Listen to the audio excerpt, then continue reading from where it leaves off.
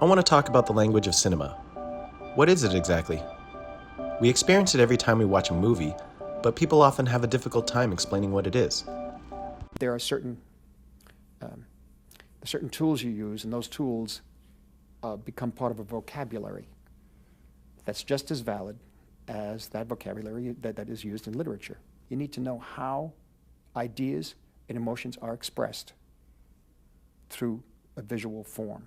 And it still has the same grammar, I should say, really the same grammar. And the grammar is panning left and right, tracking in or out, booming up and down, intercutting a certain way, use of a close-up as opposed to a medium shot. What is a medium shot? What is a long shot? All these sort of things, and how do you use all these elements and the different kinds of lighting, and how you use all these elements to make an emotional and psychological point to an audience. So, how do we make an emotional and psychological point to an audience using the medium of film? Well, we could look up at someone to make them look more powerful. This happens a lot. The most famous use of this idea was probably in 2001: A Space Odyssey. Kubrick used the low camera angle to show us the power of technology and the relationship between man and gods. You get the idea. Look up at someone and they look powerful. Look down at someone and they look weak. This is because the way a camera frames a character can tell us how to feel about them. Centered is balanced and in control. Below center feels like they're sinking and overwhelmed by the world around them. It can also make someone look small and alone. In Punch Drunk Love, Barry Egan is isolated by an empty space. He sits alone at his desk, and around him is essentially nothing, emptiness. He's backed into a corner. In Amelie, the camera is really high and far away, to magnify just how small and lonely she feels. And how we frame characters together can make suggestions about their relationship to each other. They can look close to each other, they can look distant from each other, or they can have a barrier between them. Here, Fincher uses depth to make Lisbeth Salander look so much more distant. They are on the edges of the frame and the back of the room. Whereas here, he uses depth to compress space when she takes care of Michael. And then here, he frames them on the same plane, as equals, to show their connection. The way we light characters within the frame can also add meaning for the audience. In Arrival, Louise Banks is lit in a gloomy blue, but as she becomes more enlightened by her encounter with the aliens, the frame is lightened and the palette becomes warmer. In Ides of March, characters are often lit in high-key positive lighting as they pursue idealistic agendas. Low-key lighting is used when they have something to hide. The half-lit face is used to show their moral ambiguity. Here's a specific example. Stephen Myers gets offered a deal and he calls his boss Paul, but he keeps it from him and is silhouetted in almost complete blackness. His face is hidden, just like the truth. Stephen is well lit when he connects with Molly, the intern on the campaign. Later, they talk in shadow, when he gives her money to get an abortion and tells her she can't work on the campaign anymore. And it's not just the way we frame and light characters. We can also frame objects to create metaphors and meaning. In Psycho, Hitchcock films blood going down the drain as a metaphor for life leaving her body. In Schindler's List, Spielberg uses empty pots to represent all the missing workers in the factory, all the people that Schindler couldn't help. Jason Reitman does a similar thing in Up in the Air, only this time it's empty chairs, to represent all the workers that Natalie Keener fired. In Monsters Ball, Lawrence's execution weighs heavily on Letitia's mind.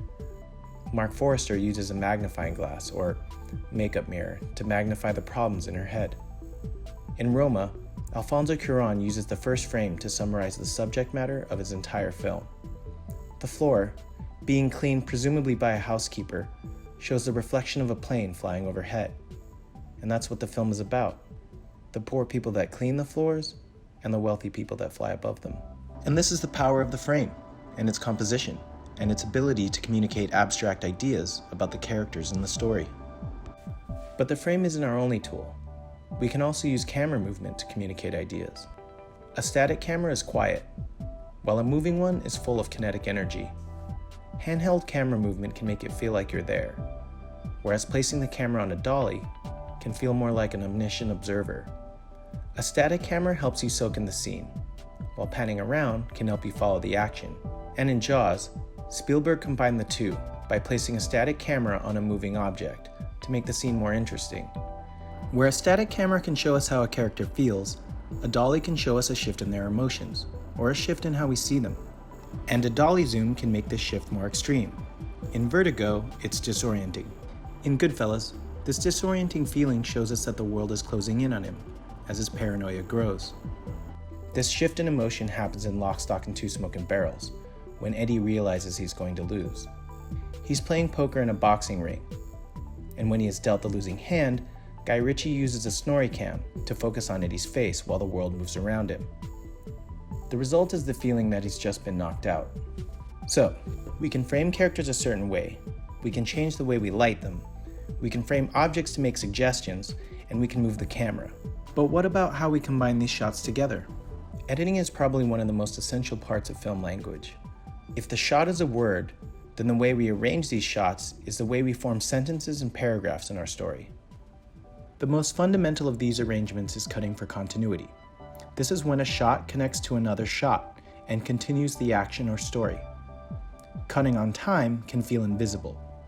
Cutting early can compress time.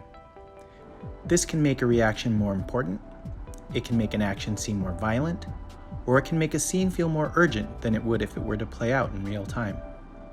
In Whiplash, the music teacher, named Fletcher, is intimidating his student Andrew.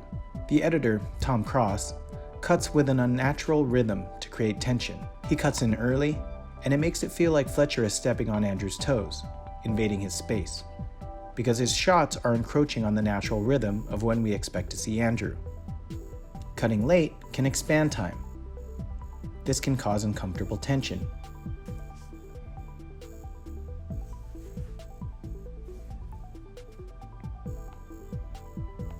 In Breathless, Jean-Luc Godard was the first to try the jump cut.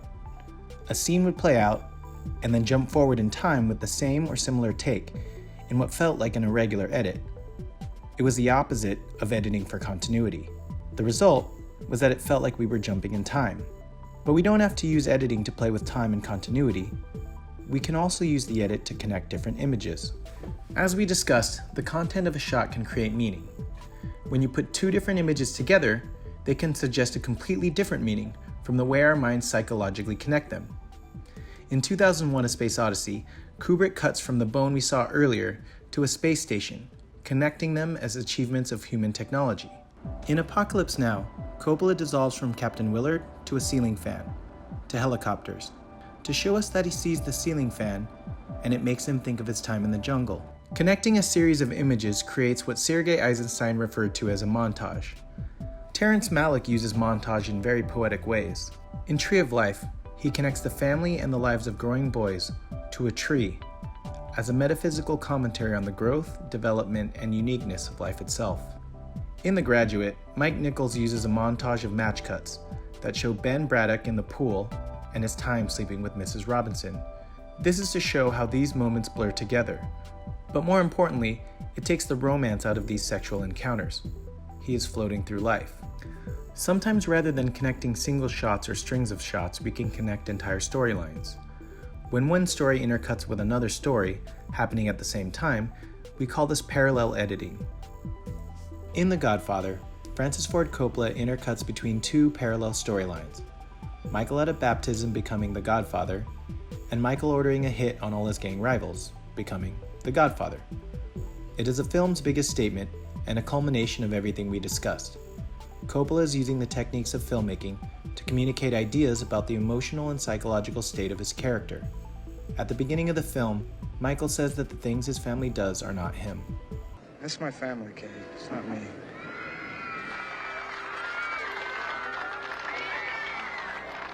Coppola used the film to show us how the son of a mafia boss makes an ideological shift and goes from being against the family business to becoming the head of it. And that's why we call it cinema language.